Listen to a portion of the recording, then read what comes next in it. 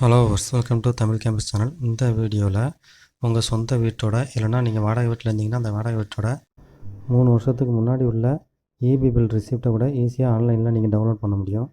அந்த EB bill Google Pay மூலமாக பே பண்ணியிருக்கலாம், இல்லைனா ஃபோன்பே, பேடிஎம்மு, இல்லைனா இபியோட அஃபிஷியல் வெப்சைட் மூலமாக கூட பே பண்ணியிருக்கலாம். அப்படி பே பண்ணதை நீங்கள் ஆன்லைன் மூலமாக ஈஸியாக டவுன்லோட் பண்ண முடியும். அது எப்படின்னு பார்க்கலாம். ஃபஸ்ட்டு உங்கள் மொபைலு இல்லைனா பிசியில் உள்ள ஏதாவது ஒரு ப்ரௌசரை ஓப்பன் பண்ணிக்கோங்க. இதில் கூகுள் சர்ச்சில் TNPDCL அப்படின்னு டைப் பண்ணி சர்ச் பண்ணுங்கள்.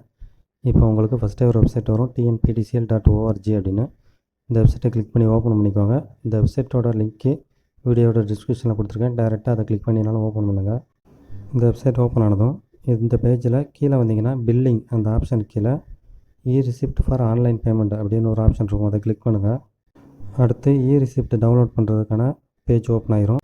இதில் ஃபஸ்ட்டு உங்கள் கன்சியூமர் நம்பர் கொடுக்கணும், உங்கள் வீட்டோட இபி நம்பர் கொடுக்கணும். அடுத்து ரிசிப்ட் நம்பரு, ட்ரான்சாக்ஷன் டேட்டு, அதாவது ஆன்லைனில் பே பண்ணியிருந்தால் அந்த ட்ரான்சாக்ஷன் ரிசிப்ட் நம்பர் ஒன்று வரும். அந்த நம்பரும் என்றைக்கு பே பண்ணணுமோ அந்த டேட்டும் கொடுக்கணும். ஸோ எல்லாருக்குமே கன்சியூமர் நம்பர், இபி நம்பர் மட்டும்தான் தெரியும். அந்த ரிசிப்ட் நம்பரும் ட்ரான்சாக்ஷன் நம்பரும் நிறைய பேருக்கு தெரியாது. இதையுமே நீங்கள் ஆன்லைன் மூலமாக தெரிஞ்சுக்கலாம். அப்படி தெரிஞ்சுக்கிறதுக்கு நீங்கள் நியூ டேப் ஒன்று ஓப்பன் பண்ணிக்கோங்க. ஓப்பன் பண்ணிட்டு இதில் கூகுள் சர்ச்சில் TNEP பில் ஸ்டேட்டஸ் அப்படின்னு டைப் பண்ணி சர்ச் பண்ணுங்கள். இப்போ உங்களுக்கு ஃபஸ்ட்டே ஒரு வெப்சைட் வரும், TNPDCL பில் ஸ்டேட்டஸ்னு. அந்த வெப்சைட் லிங்கை கிளிக் பண்ணுங்கள்.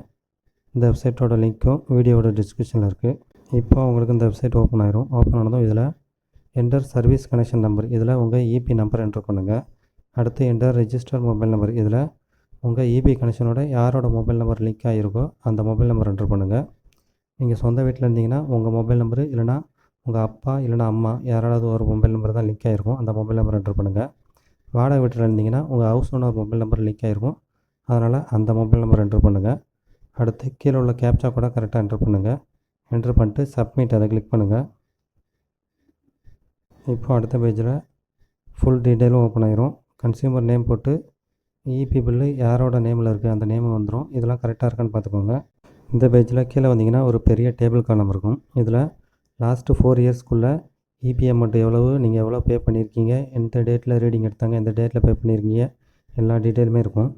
ஸோ அந்த டேபிளில் கடைசியாக வந்தீங்கன்னா கலெக்ஷன் டீட்டெயில், அது கீழே ரிசிப்ட் நம்பர் 21 அப்படின்னு ஒரு காலம் இருக்கும். அதே மாதிரி டேட் 22 அப்படின்னு ஒரு காலம் இருக்கும். இந்த 2 காலம் தான் நமக்கு தேவை.